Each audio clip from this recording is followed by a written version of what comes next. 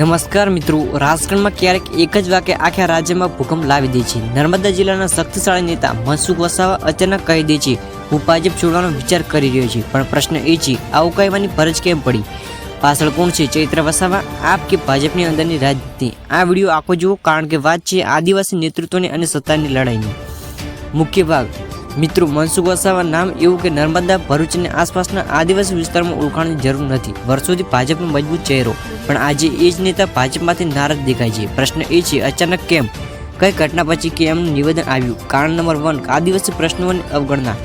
મનસુખ વસાવાનો સીધો આરોપ છે કે આદિવાસી વિસ્તારના પ્રશ્નો, જમીન, રોજગાર, સ્થાનિક વિકાસ અધિકાર, આ બધા મુદ્દાઓ પર સરકાર ધ્યાન નથી આપતી। એમનો દાવો છે કે ચૂંટણી આવે ત્યારે આદિવાસી યાદ આવે છે, પણ પછી અવાજ દબાવી દેવામાં આવે છે। કારણ નંબર 2, ચૈત્ર વસાવાનો ઉદય।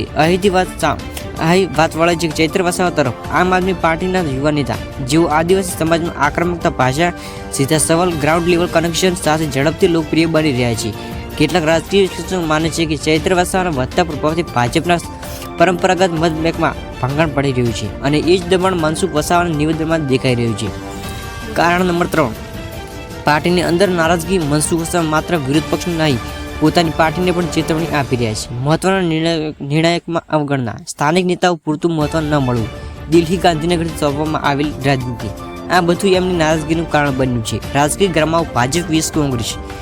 એક તરફ ભાજપ પોતાના ગઢ બચાવવાનો મથામણ કરે છે, બીજી તરફ આપ ખુલ્લેઆમ આદિવાસી મુદ્દાઓનો ઉછાળ કરી રહ્યા છે, અને આ વચ્ચે મનસુખ વસાવાનું ભાજપ છોડવું વાળું નિવેદન રાજકારણમાં આગામી ઘી નાખવાનું કામ કરી રહી છે। આગળ શું? હવે સૌથી મોટો સવાલ, શું મનસુખ વસાવા ખરેખર ભાજપ છોડશે કે પછી આ માત્ર દબાણ બનાવવાની રણનીતિ છે? જો તેઓ અલગ પડે છે તો નર્મદા, ભરૂચની રાજનીતિ કઈ દિશામાં જશે?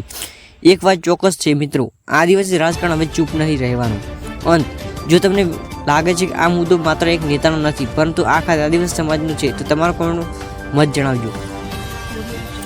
મિત્રો, મનસુખ વસાવા કોઈ સામાન્ય નેતા નથી। વર્ષો સુધી ભાજપ માટે લડ્યા છે, આદિવાસી સમાજનો વિશ્વાસ જીત્યો, પણ આજે એ જ નેતા કહી રહ્યા છે, મારું સાંભળવામાં આવતું નથી। આ એક વાક્ય આખી કહાની કહી જાય છે। મુદ્દો 1, આદિવાસી સમાજના દબાય છે। મનસુખ વસાવાનો આરોપ છે કે આદિવાસી વિસ્તારના મુદ્દાઓ ફક્ત ફાઇનલમાં રહી જાય છે। જમીનના પ્રશ્નો, સ્થાનિક રોજગાર અને વિકાસના અધૂરા કામ, અધિકારની અવગણના, ચૂંટણી આવે ત્યારે વચનો અને પછી મૌન।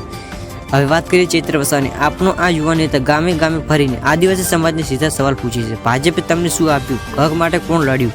આ પ્રશ્ન ભાજપને જ નહીં, પણ ભાજપના નેતાઓને પણ અસ્વસ્થ કરી રાખે છે।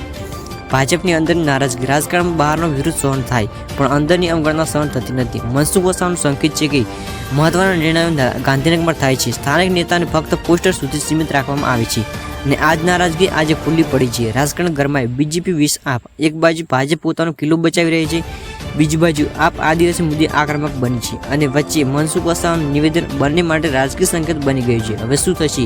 સવાલ બહુ મોટો છે મિત્રો। શું મનસુખ વસાવા ખરેખર ભાજપ છોડશે? શું આપમાં જોડાવાની શક્યતા છે, કે પછી ભાજપ અને એમને મનાવી લેશે? એક જ વાત ચોક્કસ છે, નર્મદાની રાજનીતિ હવે જૂની લેવલ નથી। તમને શું લાગે છે, મનસુખ વસાવાનો નિર્ણય સાચો છે કે આ માત્ર દબાણ બનાવવાની રાજનીતિ? કમેન્ટમાં તમારો મત જણાવજો, અને જો તમને વિડીયો પસંદ આવે તો વિડીયો લાઇક કરી ચેનલને સબસ્ક્રાઇબ કરવાનું ભૂલતા નહીં। જય હિન્દ, જય ગુજરાત।